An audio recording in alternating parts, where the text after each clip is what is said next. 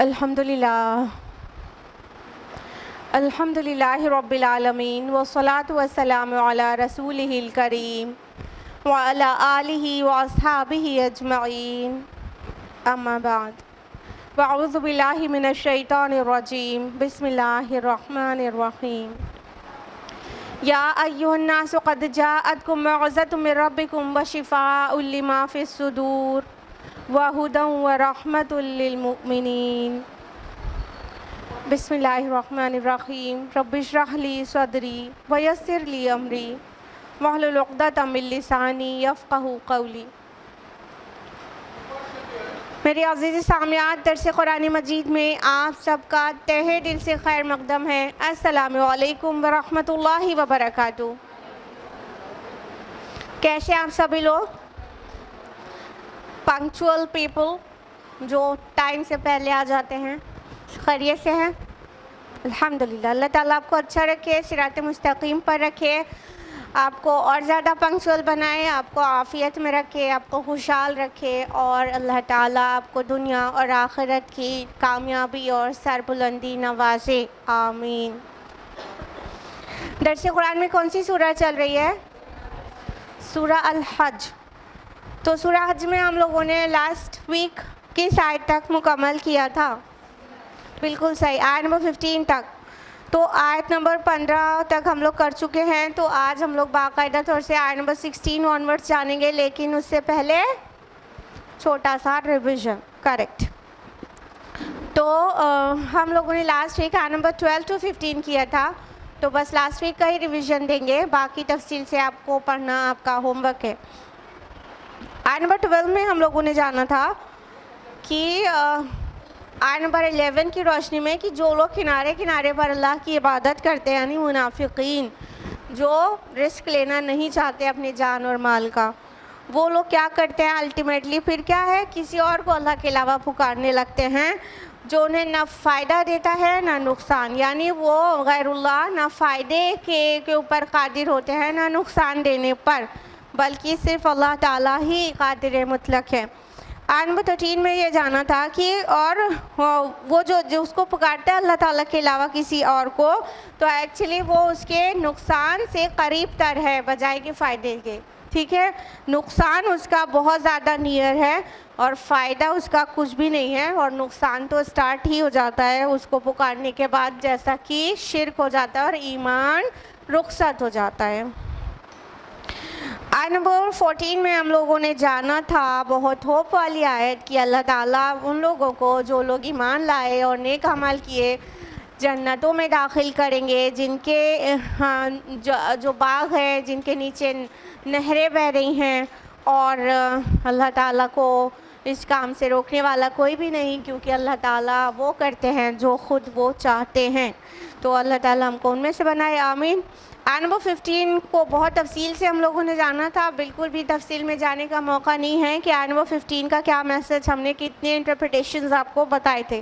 تو جس کو ریکال نہیں ہو پائے وہ یوٹیوب پر دیکھ لے آیت نمبر 15 کا انٹرپریٹیشن۔ اس کا ترجمہ یہ ہے کہ جس شخص کا گمان یہ ہو کہ اللہ تعالیٰ اس کی ہرگز مدد نہیں کرے گا دنیا اور آخرت میں، تو اسے چاہیے کہ وہ ایک رسی آسمان کی طرف تان لے اور پھر قطع کر دے، کاٹ دے، پھر دیکھے کہ اس کی اس تدبیر سے اس تدبیر سے اس کے غصے میں کوئی کمی آتی ہے کیا جو اس کو پہلے سے ہو رہا تھا۔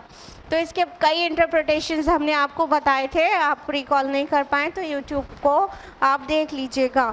تو ہم لوگ اتنا مختصر سے ریویژن کے بعد اب باقاعدہ طور سے آیت نمبر 16 آف سورہ حج سٹارٹ کریں گے۔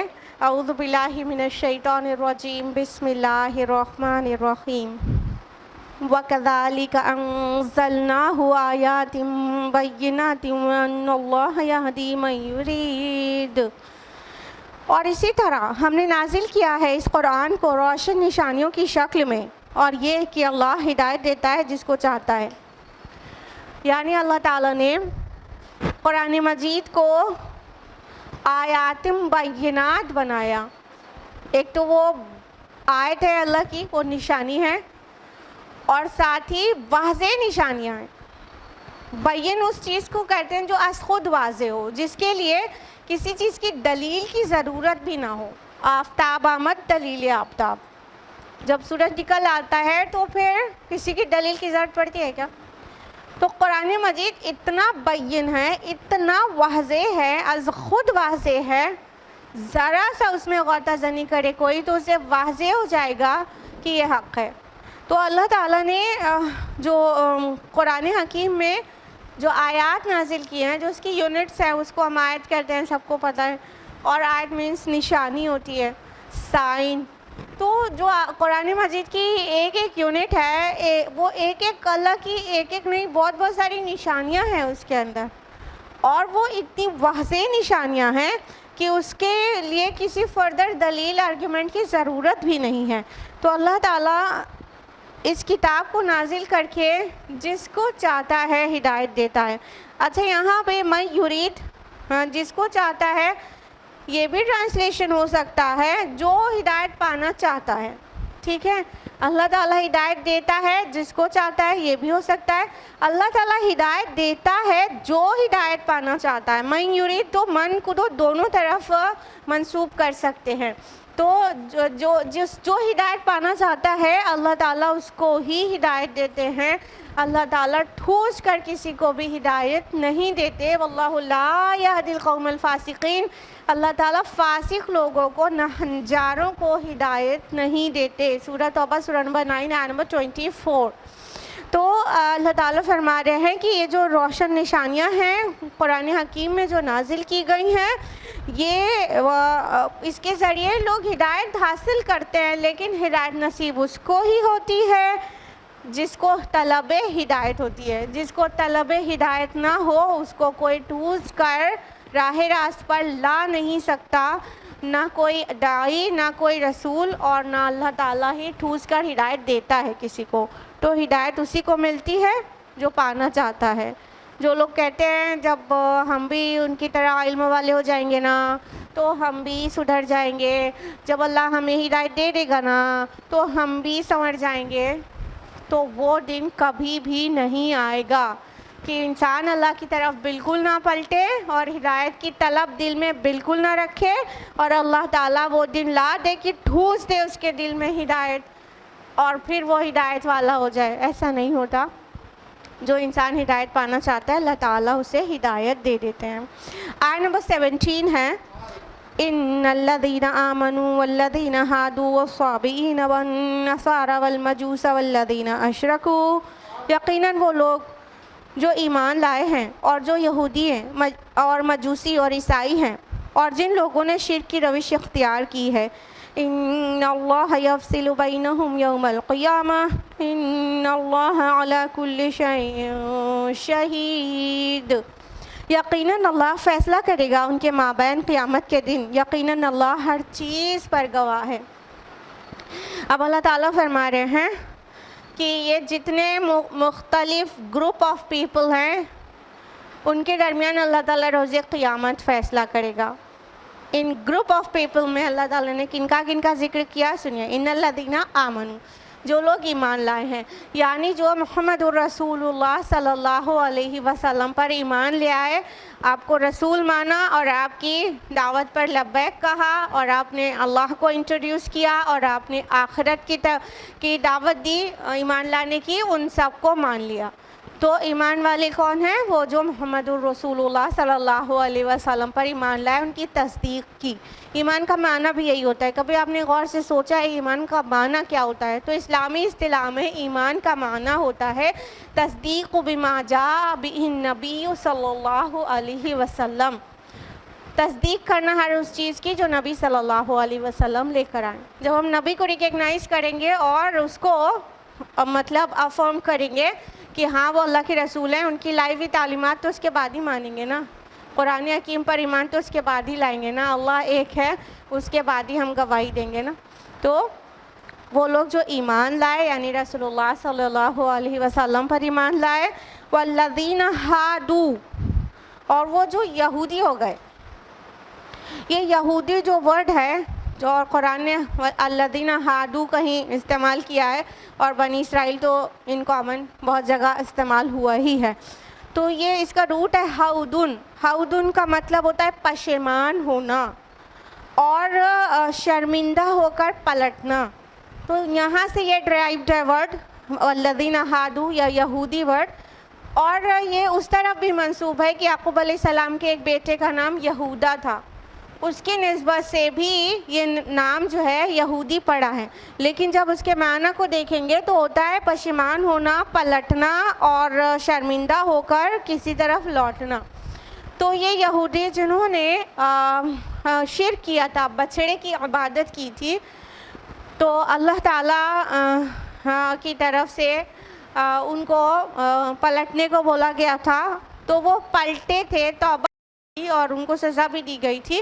تو یہ بچڑے کی عبادت کرنے کے بعد پلٹے تھے, تائب ہوئے تھے. تو الذین ہادو کو الذین تابو میننگ بھی لے سکتے ہیں, وہ جو پلٹے تھے, جو ریٹرن ہوئے تھے اللہ کی طرف, اور وہ انہوں نے اپنے شرک کا اعتراف کیا تھا. تو الذین ہادو یہاں سے ڈیرائیوڈ ہے, اور یہودا جو کہ یعقوب علیہ السلام کے بیٹے کا نام تھا, ان کی پروجنی سے یہ لوگ ہیں, اس لیے بھی انہیں یہودی کہتے ہیں. وصابئین, اور صابی. صابی کے بارے میں آپ لوگ کچھ جانتے ہیں؟ صابی کون لوگ ہوتے ہیں؟ سنا ہے آپ نے, سورہ بقرہ میں ہے, آل عمران میں ہے, غور نہیں کیا؟ صابی ان لوگوں کو کہتے ہیں جو یحییٰ علیہ السلام کے پیروکار رہے ہیں. ایک اوپینین, مطلب کچھ لوگ یحییٰ علیہ السلام کے دین پر ان کی طریقے کی پیروی جنہوں نے کی, ان کو صابی کہتے ہیں. اور ساتھ ہی ستارہ پرست جو لوگ ہوتے ہیں ان کو بھی صابی کہتے ہیں, اور وہ اپنی نسبت شیث علیہ السلام کی طرف اور ادریس علیہ السلام کی طرف کرتے ہیں کہ وہ ان کے ٹیچنگز پر ایمان لائے اور عمل کرتے ہیں. تو دو اوپینینز ہیں صابی لوگوں کی, جن کو کہا گیا وہ صابئین. تو صابی یا تو یحییٰ علیہ السلام کے فالوورز یا تو ستارہ پرست لوگ جو کہ شیث علیہ السلام اور ادریس علیہ السلام کے پیروکار اپنے کو کہتے ہیں. تو یہ صابی ہو گئے. والنصارہ, نصرانی. نصرانی کون ہے؟ عیسائی. عیسائیوں کو نصرانی بھی کیوں کہتے ہیں بتائیے, پتہ ہوگا؟ ناصرہ شام کی ایک بستی کا نام ہے, ناصرہ. تو یسوع ناصری کہتے ہیں نا, جیزس آف نازریت کہتے ہیں نا, تو وہ جو ناصرہ ہے وہ شام کی ایک بستی کا نام ہے, جس کی نسبت سے مسیح علیہ السلام کو ناصری, یسوع ناصری بھی کہتے ہیں, جیزس آف نازریت. تو اس طرح یہ والنصارہ کا مطلب ہو گیا آف کورس عیسائی, جو یسوع ناصری کے پیروکار ہیں, جو کرسچنس ہیں. سم ٹائمز وہ اپنے کو جیزس کرائسٹ سے کرسچنس بتاتے ہیں, اور قرآن حکیم نے ان کو عیسائی کے بجائے نصارہ بھی کہا ہے. تو نصارہ مطلب جو یسوع ناصری کے پیروکار ہیں. والمجوس, المجوس کون ہیں؟ مجوسیوں کے بارے میں کچھ جانتے ہیں آپ لوگ؟ ہاں ماشاء اللہ, بارک اللہ, کریکٹ. مجوسی جو فائر ورشپرز ہیں, جو آگ کی عبادت کرتے ہیں, ان کو بیسیکلی جانا جاتا ہے المجوس. اور یہ ایران کے لوگ ہیں بیسیکلی, اور ایران میں جو اس کا مشرقی حصہ ہے خوارزم, وہاں پر ایک نبی کی پیدائش ہوئی, زوراستر, زرتشت. وہ کہتے ہیں کہ وہ جن کے فالوور ہیں زرتشت کے یعنی زوراستر کے, وہ کہتے ہیں زوراستر یا زرتشت نبی تھے, ٹھیک ہے. تو یہ کہتے ہیں کہ ان کے اس نبی کے فالوور ہیں, اور ان کے ریلیجن کو زوراسترزم بھی کہتے ہیں, اور انڈیا میں ان کو پارسی کہتے ہیں ان کے فالوورز کو, اور ریلیجن کو پارسیزم بھی کہتے ہیں. You must be aware of Parsism نا. پارسی ہندوستان میں سب سے زیادہ ممبئی میں رہنے والے لوگ ہیں, بس کچھ لاکھ ان کی آبادی ہے, بہت تھوڑے ہیں, لیکن ان کی اکثر آبادی ہندوستان میں ممبئی میں رہنے والی ہے. تو یہ ان کا جو عقیدہ ہے اور جو ان کا ایمان ہے وہ دو خداؤں پر بلیو کرتے ہیں. آپ کو پتہ ہوگا ایک خدا نیکی کا خدا کہتے ہیں, اس کو یزداں کہتے ہیں. یزداں نیکی کا خدا ہے اور اس کا مظہر آسمان میں سورج ہے اور زمین پر فائر ہے, آگ. اور دوسرا بدی کا خدا بھی ان کے ہاں وجود رکھتا ہے معاذ اللہ, اور اس کو اہرمن کہتے ہیں اور اس کا مظہر ہے اندھیرا. اور ان کا مطلب جو عقیدہ ہے مجوسیوں کا یا زوراسٹرنزم کو فالو کرنے والوں کا, تو وہ یہ کہ یہ دنیا اہرمن اور یزداں کی آمازگاہ ہے اور یہ ایک کے بعد ایک کوئی نہ کوئی ڈومینیٹ ہوتا رہتا ہے, یعنی کبھی روشنی ہوتی ہے کبھی اندھیرا ہوتا ہے. لیکن ان کے عقیدے کے مطابق جو یزداں ہے اس کی کامیابی یقینی ہے, یعنی نیکی کا خدا جو یزداں ہے اس کی کامیابی یقینی ہے, فائنلی وہ کامیاب ہوگا. اور ان کی کتابوں کے نام بتائیے, آپ لوگوں کو پتہ ہے پارسیزم کی بکس کسی کو پتہ ہے؟ Are you aware of it? ارے آپ لوگوں نے نام سنا ہوگا بھول گئے. دساتیر اور اوستا, ابھی یاد آیا؟ تو پارسی لوگ دساتیر اور اوستا کو فالو کرتے ہیں بک فارم میں, اور جو زوراستر جن کی طرف یہ اپنے کو منسوب کرتے ہیں زرتش نبی کہتے ہیں, وہ 630 BC ٹو 552 BC میں رہے ہیں, یعنی وہ 630 قبل مسیح سے 552 قبل مسیح کے درمیان وہ ایران کے علاقے میں انہوں نے اپنی زندگی گزاری ہے.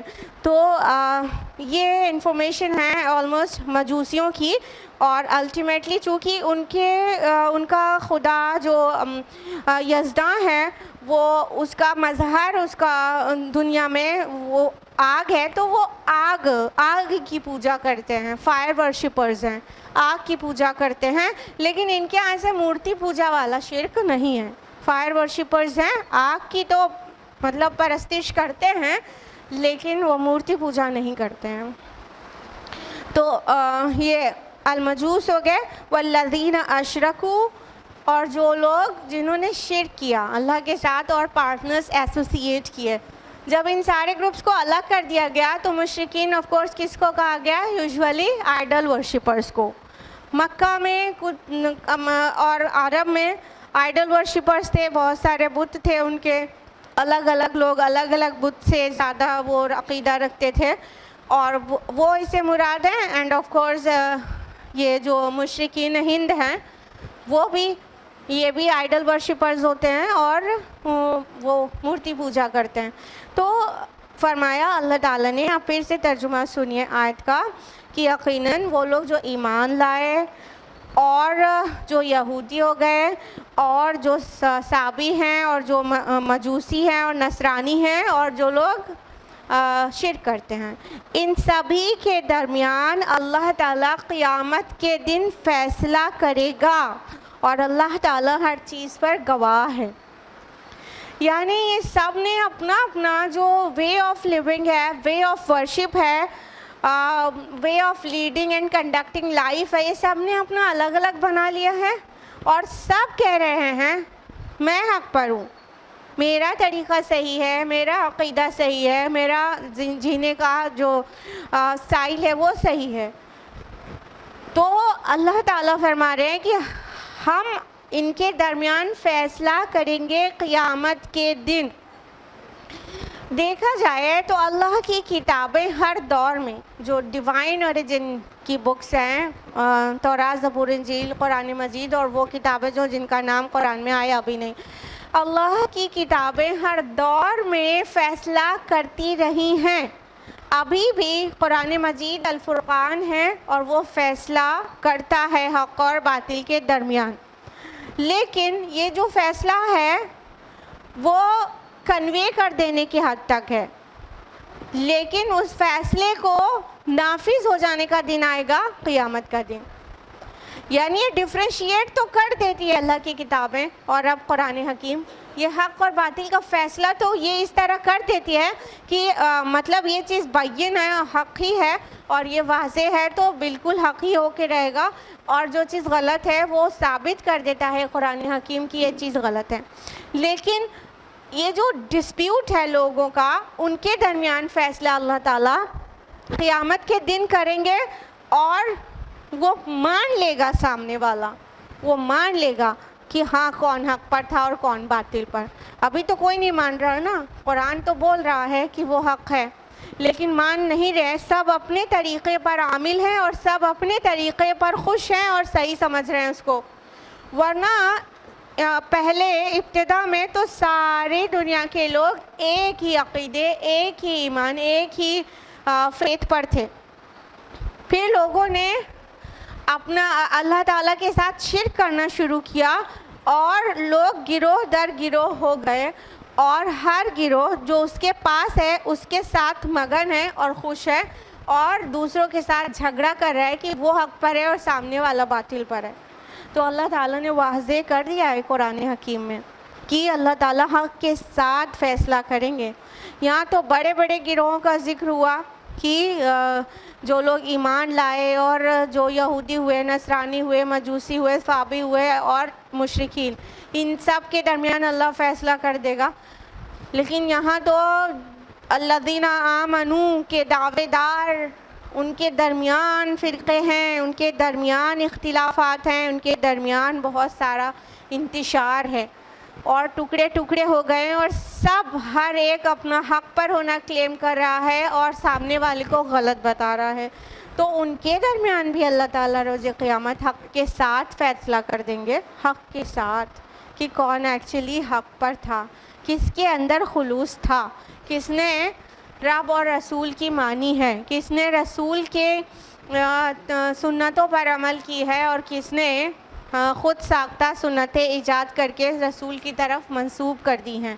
تو ان کے درمیان بھی جو ایک ایک ریلیجن میں بہت سارے فرقے ہوتے ہیں، lots and lots of sects in a single religion we have نا، چاہے مسلمان ہو افسوس کے ساتھ، اور چاہے یہودی اور نصرانی ہو، ان سب کے یہاں بھی بہت بہت بہت سارے سیکٹس ہیں، بہت سارے فرقے۔ تو ان سارے فرقے، چھوٹے فرقوں کے درمیان، بڑے فرقوں کے درمیان، سب کے درمیان اللہ تعالیٰ حق کے ساتھ فیصلہ کر دیں گے کہ ایکچولی حق کو کس نے فالو کیا، اور اس کے اوپر وہ بتایا، اشارہ دیا جا چکا ہے کہ ہدایت پر صرف وہی لوگ ہوں گے جو ایکچولی ہدایت کی طلب رکھتے ہیں، جن کے دل میں عصبیت ہے کہ ہم اپنا فرقہ، اپنا اسکالر، اپنا مطلب وے آف کنڈکٹنگ لائف، بس اس سے مطمئن ہیں، اور دوسرا کوئی چیز ملے گی تو ہم اسے اپنے حساب سے مولڈ کر کے لیں گے تو لے لیں گے، نہیں مولڈ ہو پائے گا تو اسے ریجیکٹ کر دیں گے۔ ایک ہوتا نا عصبیت، فرقہ وارانہ عصبیت۔ تو اگر اس طرح کی عصبیت ہوگی تو اس کو ہدایت کیوں کر ملے گی؟ قرآن پڑھے گا وہ، لیکن اس کو اللہ تعالیٰ ہدایت نہیں دیں گے۔ اور ایک انسان ہوگا، وہ جو بھی یہاں پر بھی ہے، اس کے دل میں یہ چاہ رہے گی کہ اے رب مجھے صراط مستقیم دکھا دے، اے اللہ بہت سارے ڈیویژنز ہیں اور بہت سارے ڈویژنز ہیں، اور اے اللہ ہم آپ کی طرف رجوع کرتے ہیں، ہم کو حق کی طرف رہنمائی کر دے ہماری، اور ہمیں سیدھا راستہ دکھا دے۔ یہ دعا کے ساتھ پھر وہ جو کوئی بھی اسکالر کی کتاب پڑھے، اسکالرس تھوڑی نا فرقہ پھیلاتے ہیں، ان کے فالوورز پھیلاتے ہیں، وہ کوئی سی بھی کتاب پڑھے گا، حق اللہ تعالیٰ اس پر واضح کر دیں گے۔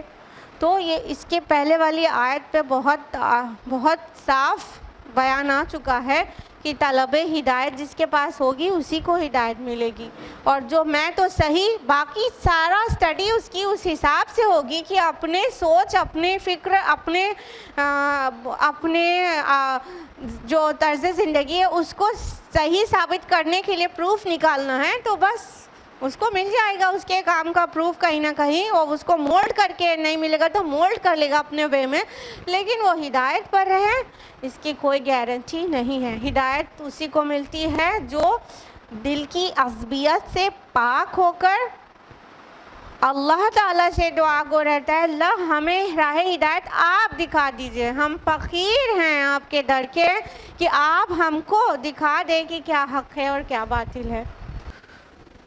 تو آیت نمبر 18 ہے أَلَمْ تَرَ أَنَّ اللَّهَ يَسْجُدُ لَهُ مَن فِي السَّمَاوَاتِ وَمَن فِي الْأَرْضِ، کیا تم نے دیکھا نہیں کہ اللہ کے سامنے سرب سجود ہیں جو آسمانوں اور جو زمین میں ہیں، والشمس والقمر اور سورج اور چاند، والنجوم اور ستارے، والجبال اور پہاڑ، والشجر اور درخت، والدواب اور چوپائے، وکثیر من الناس اور لوگوں میں سے بھی بہت سارے، وکثیر حق علیہ العذاب اور بہت سے انسان ایسے ہیں جو عذاب کے مستحق ہو جاتے ہیں، ومن یہن اللہ فما لہ من مکرم اور جس کو اللہ ہی رسوا کر دے تو پھر اسے عزت دینے والا کوئی نہیں، ان اللہ یفعل ما یشاء یقیناً اللہ کرتا ہے جو چاہتا ہے۔ یہ آیت سجدہ ہے۔ اللہ تعالیٰ فرما رہے ہیں آیت نمبر 18 میں کہ کیا تم نے دیکھا نہیں کہ اللہ تعالیٰ کے آگے کتنے ہی اللہ کی مخلوق مطلب کہ آلموسٹ سبھی مخلوق اللہ کے آگے سجدے میں ہیں۔ کون کون سی مخلوق کا ذکر الگ سے کیا گیا نام لے کر؟ جو کچھ بھی آسمانوں میں اور جو کچھ زمین میں، آسمانوں کی تمام مخلوق اور زمین کی۔ آسمانوں میں کون کون سی مخلوق ہے اللہ کی کریشنز؟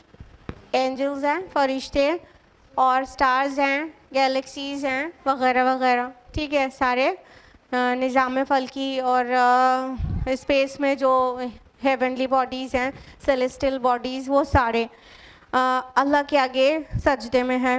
اور کون؟ والشمس والقمر اور چاند اور سورج اور چاند بھی اللہ تعالیٰ کے آگے سجدے میں ہیں، والنجوم اور ستارے بھی اور پہاڑ بھی اور درخت بھی اور جانور بھی اور لوگوں میں سے بہت سے۔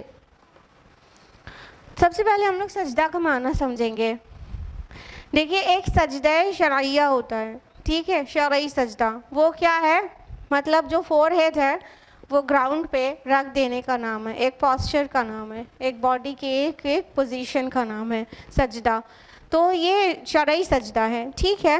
اس کے علاوہ ایک سجدہ اطاعت کا سجدہ بھی ہوتا ہے۔ کہنے کا مطلب جو معنی لغوی معنی ڈکشنری میننگ لٹرل میننگ اس سے مراد ہے کہ اللہ کے مطیع فرما بردار ہیں، جو کچھ بھی ہے آسمانوں میں، زمین میں، سورج، چاند، ستارے، درخت، پہاڑ اور جانور اور بہت سارے انسان۔ یہ اطاعت کے معنی میں ہے کہ جو تابعداری کرتے ہیں، کمپلیٹلی اوبے کرتے ہیں۔ تو اس معنی میں بھی اللہ کے آگے جھک گئے، یعنی سرنڈر ہو گئے، اور جو اللہ تعالیٰ کا آرڈر ہے اس کے حساب سے چلتے ہیں اور 1 انچ بھی نہیں کھا سکتے ہیں۔ اب کوئی بھی مثال لے لیجئے، اب انسانوں کو چھوڑ کے باقی کوئی بھی مثال لے لیجئے کہ آپ کو ایسا مطلب نظر نہیں آتا؟ جیسے سورج کا جو نظام ہے، پورا نظام شمسی، وہ کتنا پابند ہے اللہ تعالیٰ کے آرڈر کا۔ جس طرح اللہ تعالیٰ چاہتے ہیں اس طرح وہ ریوالو کر رہے ہیں۔ جب سورج کا نکلنا جو کیلنڈر میں ہمارے یہاں ریکارڈ میں ہے، اگلے سال بھی اسی دن اسی جگہ سے وہ نکلتا ہے۔ جب غروب ہونا ہے تو وہ ویسے ہی غروب ہوتا ہے۔ مطلب ایک بٹ بھی کہیں انڈسپلن نظر نہیں آتا اور ڈس اوبیڈینس نظر نہیں آتا، نافرمانی اللہ کی نظر نہیں آتی ہے کیا؟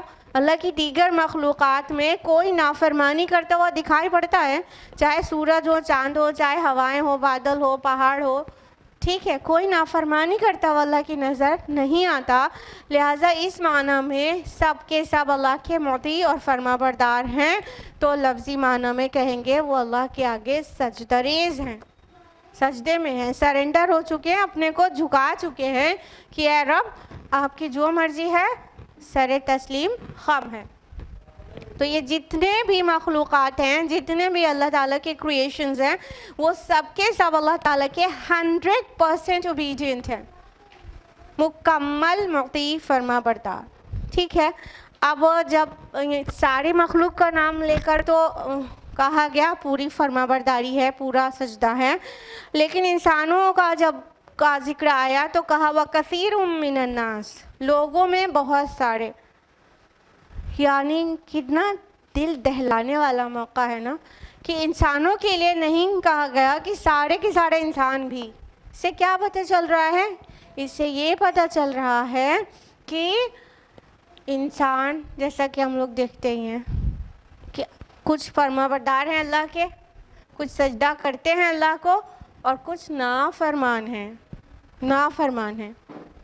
کیا دل کو دہلانے والا موقع نہیں ہے کہ جو بیسٹ آف نون کریشنز ہیں انسان، تو وہ نافرمان ہے، اور ادر کریشنز جس کو ہم جانتے ہیں وہ شعوری مخلوق نہیں ہے، وہ اللہ کی فرما بردار ہیں۔ یہ آپ کو ٹھیک سے پتہ ہے کہ اللہ تعالیٰ نے انسانوں کو فری ول دیا ہے نا، چوائس دی ہے کہ وہ جو بھی چاہے عمل کرے، چاہے تو رب کی فرما برداری کرے اور چاہے تو نافرمانی کرے۔ تو اسی فری ول کا، فریڈم آف چوائس کا وہ ناجائز فائدہ اٹھاتا ہے اور اللہ کی نافرمانی کرتا ہے، جبکہ انسان پورے وجود سے بھی پورا نافرمان نہیں ہو سکتا۔ کچھ باڈی آرگنز اس کے مرضی سے چلتے ہیں، بس وہی وہ نافرمانی کر سکتے ہیں، اور انسان خود پورے وجود سے اللہ کی نافرمانی کر لے گا، وہ اس کے لیے تصور محال ہے، وہ نہیں کر سکتا۔ دیکھیے ہمارا ہارٹ ہے جو، وہ اللہ کا مطیع ہے نہیں ہے، وہ ہماری مرضی سے دھڑکتا ہے۔ ہم اس کو ریسٹ دینا چاہتے ہیں تو ریسٹ میں جاتا ہے کیا؟ حالانکہ کوئی دینا نہیں چاہے گا ریسٹ ایک بات کہہ رہے ہیں، ہاں۔ تو ہمارا دل، ہمارے لیور، ہماری کڈنی، ہمارا برین سب اللہ کے مطیع ہیں۔ وہ باڈی آرگنز جس پہ ہمارا بس نہیں چل پاتا تو وہ اللہ کے مطیع اور فرما بردار ہے، وہ اللہ کے آگے سر بسجود ہیں۔ لیکن بس وہ باڈی آرگنز جو ہمارے ول سے چلتے ہیں، ان سے ہم اللہ کی نافرمانی کرتے ہیں۔ آنکھیں ہو گئی، ہاتھ ہو گیا، پیر ہو گیا، زبان ہو گئی، اللہ اکبر۔ تو یہ انسان بھی پورا کا پورا اللہ کا نافرمان نہیں ہے۔ وَكَثِيرٌ مِّنَ النَّاسِ کہا گیا، بہت سارے لوگ، تو ہر ایک انڈیویژول انسان کا بہت سارا پورشن تو اللہ کا مطیع فرما بردار ہے، اور کچھ جو مطلب جس کو فریڈم آف چوائس ہے اور اس کو حرکت کرنے اور عمل کرنے میں اس کی سوچ اور اس کی مرضی کا عمل دخل ہے، بس وہی اللہ کے نافرمان ہے۔ لیکن ان میں سے بھی لوگ، اللہ کے نیک بندے، اللہ کے اولیاء، اللہ کے مومنین صالحین، وہ لوگ اللہ تعالیٰ کے، اس میں سے بھی لوگ فرما بردار ہیں، یعنی وہ ہاتھ، زبان، آنکھ، پیر، یہ سب والے جو گناہ وہ غلطی کر سکتے، اپنی مرضی سے چلا سکتے ہیں، وہ بھی اس کو بھی رب کا مطیع فرما بردار بنا دیتے اور رب کی مرضی سے چلاتے ہیں۔ تو یہاں پہ کہا گیا وَكَثِيرٌ مِّنَ النَّاسِ، اور لوگوں میں سے بھی بہت سارے، اور فرمایا اللہ تعالیٰ نے آگے کہ اور بہت سارے انسان ایسے ہیں جو عذاب کے مستحق ہو جاتے ہیں۔ یعنی اللہ تعالیٰ نے تو اس کو بہت عزت والا، اکرام والا بنایا تھا۔ وَلَقَدْ كَرَّمْنَا بَنِي آدم، ہم نے ہر بنی آدم پر کرم فرمایا۔ We have honoured all the children of Adam, اللہ تعالیٰ نے تو یہ کہا سورہ اسراء سورہ نمبر 79 نمبر 70 میں۔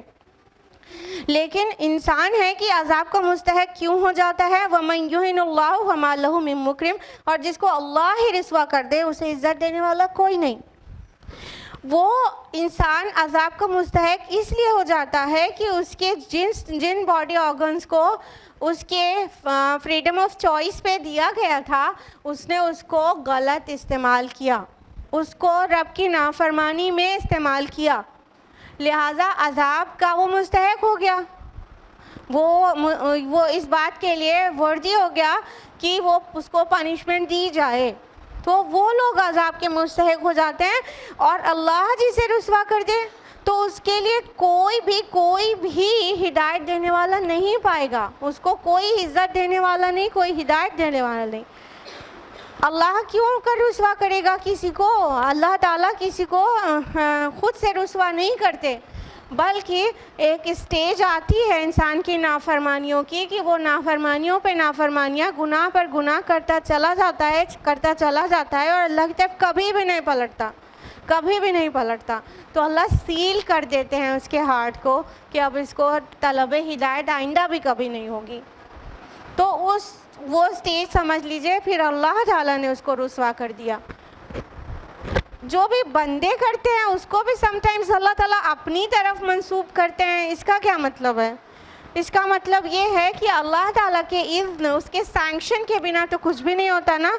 جو بھی انسان بھی کرنا چاہتا ہے، جو اس کی فری ول میں آ رہا ہے، اس کی رینج میں ہے اور وہ کر رہا ہے، چاہے حق کو، چاہے باطل، چاہے اچھا کام کر رہا ہے چاہے برا، وہ جو کام کر رہا ہے وہ جب تک اللہ سینکشن نہیں کرے، گرانٹ نہیں کرے، تب تک تو نہیں کر سکتا. تو اللہ کا گرانٹ کر دینا، یہ قرآن حکیم میں ان الفاظ میں بھی آیا ہے کہ اللہ کر دیتا ہے، جبکہ اللہ never ever does any negative thing, never. تو یہ جو اللہ تعالیٰ کسی کو رسوا کر رہے ہیں تو کیوں کر رہے ہیں؟ وہ رسوائی چاہتا ہے، اللہ اسے گرانٹ کر دیتا ہے، سینکشن کر دیتا ہے، اذن دے دیتا ہے، اجازت کہ ٹھیک ہے غلط کام کرنا چاہتے ہو تو غلط کام کرنے کے لیے آزادی دے دیتا ہے. تو یہ اللہ تعالیٰ، چونکہ سینکشن تو اللہ تعالیٰ ہی کرتے ہیں، اس لیے اللہ تعالیٰ اس کو اپنی طرف منسوب کرتے ہیں. تو اللہ تعالیٰ فرما رہے ہیں کہ جس کو اللہ رسوا کر دے اس کو کون عزت دلائے گا؟ کون عزت دلائے گا؟ کہاں سے لے کے آئے گا؟ بڑے بڑے لوگوں سے دوستیاں کرنا، بڑے دولت مندوں سے اور رولر سے، پوزیشن ہولڈر سے، ان سے دوستیاں کرنا، ان کے قریب ہونے کی کوشش کرنا، وہ عزت دلا دے گا انہیں؟ کبھی نہیں، کبھی نہیں. جس کو اللہ رسوا کر دے اس کی کوئی عزت نہیں، کہیں بھی نہیں. اور اللہ تعالیٰ جو چاہتا ہے کرتا ہے، یعنی اس کا جو مشیت ہے، اس کا جو ارادہ ہے، وہ دونوں ایک ہی چیز ہے. وہ جو ارادہ کرتا ہے وہ کرتا ہے، اور اس کی جو مشیت ہوتی ہے وہی اس کا ارادہ ہے. تو جو اس کی مرضی ہے وہ وہی کرتا ہے، اور وہ حق کے علاوہ کچھ نہیں کرتا، جسٹس کے علاوہ کچھ نہیں کرتا، پازیٹیوز کے علاوہ کچھ نہیں کرتا. اللہ تعالیٰ never does any negative thing. آیت نمبر 19 ہے، ہذان خصمان اختصموا فی ربہم. یہ دو گروہ ہیں جو اپنے رب کے بارے میں جھگڑ رہے ہیں. فالذین کفروا قطعت لہم ثیاب من نار. تو جو لوگ انکار کر رہے ہیں ان کے لیے آگ کے کپڑے قطع کیے جائیں گے. یصب من فوق رؤوسہم الحمیم. ان کے سروں پر کھولتا ہوا پانی بہایا جائے گا. اللہ تعالیٰ آگے فرما رہے ہیں یہ جو دو گروہ ہیں یہ آپس میں جھگڑا کر رہے ہیں.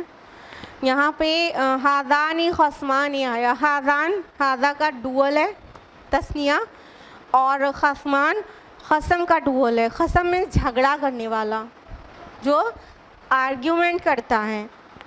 اور اختصموا آیا جو ورڈ اختصام سے ہے، اس کا مطلب ہوتا ہے ٹو آرگیو ایگریسولی، بہت جھگڑالو انداز میں، بہت چڑچڑے اور بہت لڑنے کے انداز میں بحثیں کرنا. ٹھیک ہے، تو اللہ تعالیٰ کہہ رہے ہیں یہ جو آپس میں جھگڑا کر رہے ہیں دو گروہ. ابھی پیچھے تو پورے ریلیجنز جس کو کہتے ہیں، پورے گروہوں کا ذکر تھا بڑے بڑے. اب یہاں پہ سب کو، باطل کو سب کو ملا کے ایک گروہ اور حق کو ایک گروہ بتا دیا گیا، یعنی مومنین اور غیر مومنین، مومنین اور کفار. یہ دو گروہ بتا دیا. ہذانی خصمان، یہ ہیں وہ دو گروہ جو آپس میں جھگڑا کر رہے ہیں. تو ان میں سے جو انکار کرنے والے ہیں، جو رب کی نافرمانی کرنے والے ہیں، جو اطاعت نہیں کرنے والے ہیں، ان کے متعلق یہ خبر دی جا رہی ہے جو کہ بہت بری خبر ہے کہ ان کے لیے آگ کے کپڑے کاٹے جا چکے ہیں. اللہ اکبر. کپڑوں کی کٹائی کب ہوتی ہے؟ جب کوئی موقع آنے والا ہو خاص طور سے، اور کاٹ رہے ہیں تو مطلب اب سلنا پہننا بس باقی ہے، ورنہ وہ سر پر ہے وہ موقع. کپڑے کٹ گئے تو مطلب سلنا ہی تو ہے. اور سل اس لیے رہے ہیں کہ کوئی پارٹی ہے، کوئی موقع ہے جس میں پہننا ہے. تو اس کی جو ڈے آف ججمنٹ ہے اور جہنم میں ان کے جانے کا جو نیئرنیس بتائی گئی ہے وہ اس انداز میں کہ ان کے کپڑے ناپے اور کاٹے جا چکے ہیں. اور وہ کپڑے کس کے ہوں گے؟ نار کے، فائر کے، آگ کے کپڑے. انہیں آگ کے کپڑے پہنائے جائیں گے گناہ گاروں کو، اور انہیں گندھک کے، سلفر کے بھی کپڑے پہنائے جائیں گے. تو کپڑے تو جب انسان جس باڈی فگر کا ہوتا ہے اس کے حساب سے ناپ کے کاٹے جاتے ہیں. تو سمجھ لو ابھی جو باڈی ہے اس کے حساب سے ناپ جوپ ہو چکی ہے، کپڑے کاٹے جا چکے ہیں آگ کے جو لوگ نافرمان ہیں. یعنی بس اسے پہنایا جانا باقی ہے. وہ دن آنے والا ہے بس کہ ان کو آگ کے کپڑے پہنا دیے جائیں. اور آگ کے کپڑے، ذرا سا انگلی ذرا سا برنر میں لگ جاتی ہے یا توے میں ٹچ ہو جاتی ہے تو کیا حالت ہوتی ہے. اور آگ کے کپڑے، لہم ثیاب من نار، ان کے لیے ہے garments of fire. Garments of fire, آگ کے کپڑے. اب ہم لوگ تصور نہیں کر سکتے ہیں کہ آگ کے کپڑے کیسے ہوتے ہوں گے، لیکن وہ جو باڈی کو کور کرنے والی چیز کو ہم کپڑا کہتے ہیں تو وہ باڈی ان کی آگ سے کور کی جائے گی. اور اتنے پہ بس نہیں کیا جائے گا، ان کے سروں پر کھولتا ہوا پانی بہایا جائے گا. یصب من فوق رؤوسہم الحمیم، ان کے سر پر کھولتا ہوا پانی بہایا جائے گا. اور یہ جو یصب ورڈ آیا ہے تو سب کا معنی یہ نہیں ہوتا کہ ایک گلاس پانی پور کر دیا، نہیں، فلڈ آ گیا جتنا، جیسے بالکل گشٹ ہے واٹر اور فلڈڈ ہے واٹر، تو اس کے لیے سب ورڈ آئے گا. یعنی بہت سارا پانی بہا دیا جائے گا ان کے سر کے اوپر، بہت تیز کھولتا ہوا گرم پانی، تیز گرم پانی، حمیم. یہاں پر جو پانی آپ کا بوائل ہوتا ہے آپ کے برنر پر وہ 100 ڈگری سینٹی گریڈ کا ہوتا ہے، ٹھیک ہے، 100 ڈگری پہ بوائل ہو جاتا ہے. تو یہاں کی جو فائر ہے اس کا 69 ٹائم اور ایڈ کر لینے کے بعد 70 حصہ جو بنتا ہے اتنی گرم ہے وہاں کی فائر. تو وہاں کا پانی کتنا گرم ہوگا اگلی آیت سے پتہ چل جائے گا کہ وہ گرم کتنا ہوگا. آیت نمبر 20 ہے یُسْحَرُ بِهِ مَا فِي بُطُونِهِمْ وَالْجُلُودُ، اس سے جو کچھ ان کے پیٹوں کے اندر ہے سب گل جائے گا اور ان کی کھالیں بھی. اللہم لا تجعلنا منہم. تو جہنمیوں کے اوپر جب آگ میں تو ہوں گے، آگ کے کپڑے پہنے ہوئے ہوں گے، اوپر سے کھولتا ہوا پانی حمیم ان کے اوپر ڈالا جائے گا اور بہت زیادہ سا ڈال دیا جائے گا. تو کیا ہوگا کہ صرف ان کی کھالیں نہیں، پیٹ کے اندر بھی جو کچھ ہے، آنتیں ہیں، لیور ہے، کڈنی ہے، وہ سب گل کر باہر نکل جائے گا. اور انسان بس کہ اس کو کسی طرح بچا لیا جائے، باہر نکال لیا جائے. اور وہ جب باہر جانے کی کوشش کرے گا تو کیا ہوگا پتہ ہے؟ آیت نمبر 21 وَلَهُمْ مَقَامِعُ مِنْ حَدِيدٍ، اور ان کے لیے لوہے کے ہتھوڑے ہوں گے. یعنی انسان جب جہنم میں گرمی سے پریشان ہو کر، جلن سے پریشان ہو کر اور وہاں کے عذاب سے بالکل تڑپ کر چاہے گا کہیں سے ایگزٹ کا راستہ مل جائے، کہیں سے باہر ہو جائیں یہاں سے، تو ان کے اوپر بڑے بڑے گرز ہوں گے، ہتھوڑے ہوں گے، بھاری بھاری ہتھوڑے. اس کو ان کے سروں پر مار دیا جائے گا. اور مارا جائے گا تو کیا حال ہوگا؟ یہ مسند احمد کی ایک حدیث میں آتا ہے کہ یہ جو جہنم کے گرز ہیں نا، ہتھوڑے، اگر یہ زمین پر جن سے جہنمیوں کو پیٹا جائے گا، اگر یہ زمین پر لا کر رکھ دیا جائے تو تمام انسان اور تمام جن مل کر اس کو اٹھا نہیں سکتے. اور جب اس سے جہنمیوں کو مارا جائے گا تو وہ بالکل چور چور، ٹکڑے ٹکڑے ہو جائیں گے اور پھر انہیں پہلی حالت میں بدل دیا جائے گا. اور یہ پنشمنٹ جاری رہے گی. یعنی کہیں سے کوئی ایگزٹ لینا چاہ رہا ہے تو اس کے اوپر ہتھوڑے چلنا شروع ہو جائیں گے کہ اس کا پورا جسم قیمہ قیمہ، بوٹی بوٹی ہو جائے گا. اور پھر اللہ کے حکم سے وہ پھر जुड़ जाएगा। ये सज़ा कोई नहीं दे सकता ना। जितना मल्टीप्लाई करके गुनाह किया है उतना मल्टीप्लाई करके सज़ा भी मिलेगी। यहाँ तो मामला ये है कि दर्द का हद से गुजर जाना है, दवा हो जाना। अगर तकलीफ़ हद से ज़्यादा बढ़ जाती है तो मौत आ जाती है, मौत आ जाती है तो तकलीफ़ से कहते हैं नजात मिल गई, ठीक। लेकिन जो जहन्नम में जाने के बाद मौत तो आना नहीं है, बल्कि जब जिस्म चूर चूर टुकड़े टुकड़े हो जाएगा तो फिर से जोड़ दिया जाएगा। और यही सिमिलर बात कही गई सूरह निसा सूरह नंबर 4 आयत नंबर 56 में कि जब जहन्नमियों की खालें गल जाएंगी तो हम उनकी स्किन को फ्रेश स्किन से चेंज कर देंगे, उन पर नई स्किन नई खालें लगा देंगे ताकि वो जलने का मज़ा चखते रहें। यानी जब स्किन पूरी रोस्ट हो जाएगी तो उसमें जलने की जो फीलिंग है, क्योंकि पेन रिसेप्टर्स स्किन में होते हैं, तो जो फीलिंग है जलने की वो बंद हो जाएगी। तो अब तकलीफ़ कम होने लगेगी, अब नहीं होगी, तो नई स्किन लग जाएगी ताकि फिर से तकलीफ़ हो।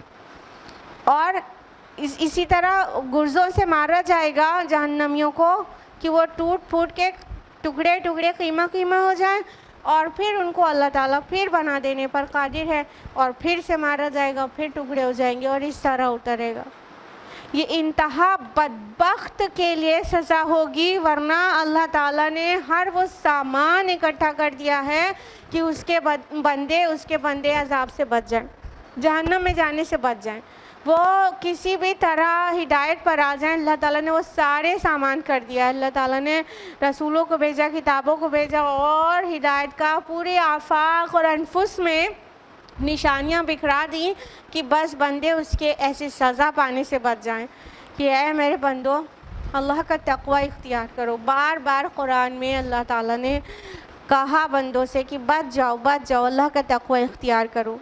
आयत नंबर 22 है, कुल्लमा अरादू अन यख़रुजू मिन्हा मिन ग़म्मिन उईदू फ़ीहा, जब भी वो चाहेंगे उसमें से बाहर निकल जाएं गम के मारे तो उन्हें उसी में वापस लौटा दिया जाएगा। वज़ूक़ू अज़ाबल हरीक़, और उनसे कहा जाएगा चखो अब मज़ा उस जलाने वाले अज़ाब का। तो जो लोग भी वहाँ से निकलना चाहेंगे उन्हें लौटा दिया जाएगा। तो कैसा गम होगा, कैसी बेबसी होगी, कैसा रिग्रेट होगा कि काश हमने यहाँ आने वाले काम करतूत ना किए होते तो आज हम इस ज़िल्लत के अज़ाब में ना होते। उस बात का कितना गम होगा, वो एक और साइकोलॉजिकल पनिशमेंट होगा। तो इस तरह, और फिर जब उनसे कहा जाएगा चखो, टेस्ट करो जलने का अज़ाब। अब किसी को एकदम से उठा के आग में डाल दिया जाए तो वो क्लेम करेगा ना, एक वो बताया तो होता, ये नहीं करेंगे तो ये हो जाएगा।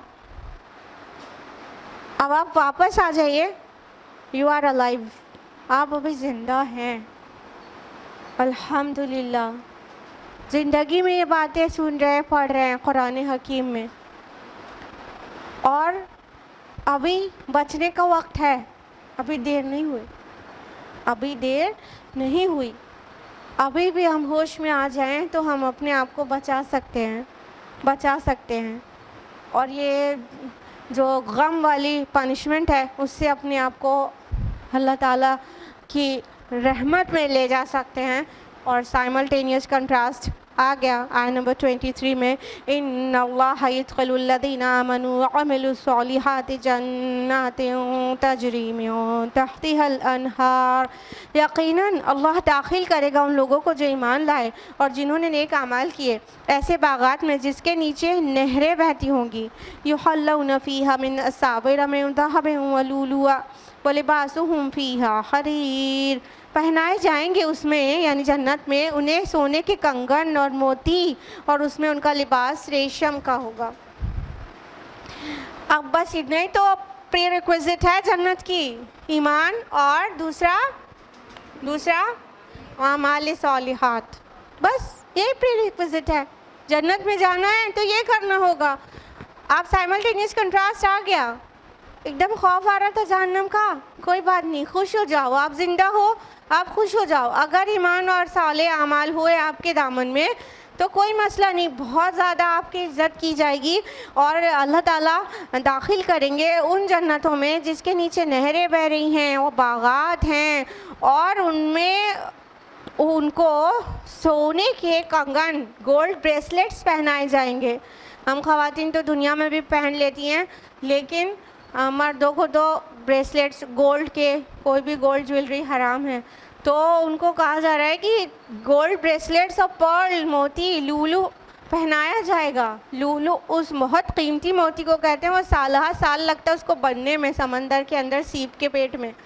ہاں، تو وہ قیمتی موتی اور سونے کے کنگن پہنایا جائے گا۔ منظر کشی کی جا رہی ہے شاہانہ انداز میں، تم وہاں رہو گے، بادشاہ رہو گے، اور وَلِبَاسُهُمْ فِيهَا حَرِيرٌ، اور ان کا لباس کس چیز کا ہوگا؟ ریشم کا۔ یہ دونوں ہی چیز مردوں کے لیے حرام ہے، ریشم بھی حرام ہے اور گولڈ بھی حرام ہے۔ تو جنت میں اللہ تعالیٰ جب انسان اپنے نفس کو قابو میں کر کے، اپنے آپ کو کنٹرول کر کے اللہ تعالیٰ کی فرما برداری کرے گا، تو اللہ تعالیٰ جس چیز سے کنٹرول کیا ہے وہ چیز دے دیں گے، وہاں انعام میں دے دیں گے۔ شراب پینے کے لیے یہاں منع ہے نا، وہاں پہ تو ملے گی، اور یہاں مردوں کے لیے گولڈ اور سلک حرام ہے، تو وہاں گولڈ بریسلیٹس اور سلک پورا گارمنٹ ملے گا پہننے کے لیے۔ عیشی عیش، اب کیا کہنے ہیں، بس چیز کرنا ہے اس کو۔ اب اس گرمی سے اس ٹھنڈک کی طرف، اس آرام اور عزت اور شاہی مطلب طرز زندگی کی طرف آ جائیے کہ کس طرح اللہ تعالیٰ وہاں بادشاہ بنا دیں گے۔ وَهُدُوا إِلَى الطَّيِّبِ مِنَ الْقَوْلِ، اور ان کی رہنمائی کر دی گئی ہے بہترین بات کی طرف۔ وَهُدُوا إِلَى صِرَاطِ الْحَمِيدِ، اور ان کی رہنمائی کر دی گئی ہے الحمید کی راہ کی طرف۔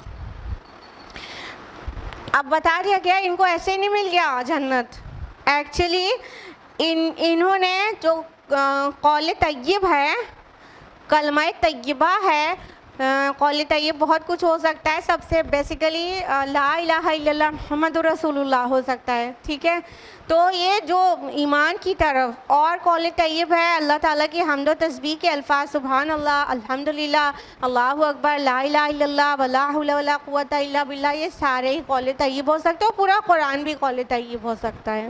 تو اللہ تعالیٰ فرما رہے ہیں کہ ایکچولی ان کی رہنمائی کر دی گئی تھی قول طیب کی طرف، یعنی انہوں نے راستہ جو پکڑا تھا وہ اللہ تعالیٰ کا راستہ تھا، اور ان کی رہنمائی کر دی گئی ہے الحمید کی راہ کی طرف، یعنی اللہ تعالیٰ جو تمام تعریفوں والا ہے، ستودہ صفات ہے، اس کی راہ کی طرف ان کی رہنمائی کر دی گئی تھی۔ یعنی انہوں نے جو راستہ لیا تھا وہ صراط مستقیم لیا تھا، اور اپنے رب کی رضا کا راستہ لیا تھا، تب جو وہ آ کے نکلا ہے جنت کی طرف، اس کی ڈیسٹینیشن بنی ہے جنت۔ اور اس سے اوپر والی آیت میں جو کئی آیات میں وہ جو پنشمنٹ بیان کی گئی تھی، وہ صراط مستقیم پر چلتے ہوئے تھوڑی جہنم میں گر گئے تھے، وہ تو صراط مستقیم سے پگڈنڈیوں سے نکل کے، اور انہوں نے غلط راستے اختیار کر لیا تھا جو جہنم کے گڑھے میں جس نے گرا دیا۔ یہ جو صراط مستقیم اختیار کیا تھا، اللہ کی رضا والا راستہ اختیار کیا تھا، تو الٹیمیٹلی اس عزت، اعزاز اور شاہانہ اکرام کے مالک بن گئے۔ اللہم ربنا اجعلنا منہم، آمین یا رب العالمین۔ آیت نمبر 24 تک مکمل ہوا ہے، اور یہاں تک اس سورہ کا نیچر مکی نیچر ہے۔ اب آیت نمبر 25 آنورڈز انشاءاللہ نیکسٹ ویک کنٹینیو کریں گے، اور وہاں سے ایک مدنی رنگ شروع ہو جائے گا اس سورہ کا۔ آج کے لیے اتنا ہی۔ اللہ تعالیٰ سے دعا ہے کہ ہم سبھی کو قرآن مجید پڑھنے، سمجھنے، غور و فکر کرنے، عمل کرنے کی توفیق عطا فرمائے، اور قرآن مجید کو کے میسیج کو پوری دنیا میں اسپریڈ کرنے والا بنا دے، آمین یا رب العالمین۔ وآخر دعوانا الحمدللہ رب العالمین، والسلام علیکم ورحمۃ اللہ وبرکاتہ۔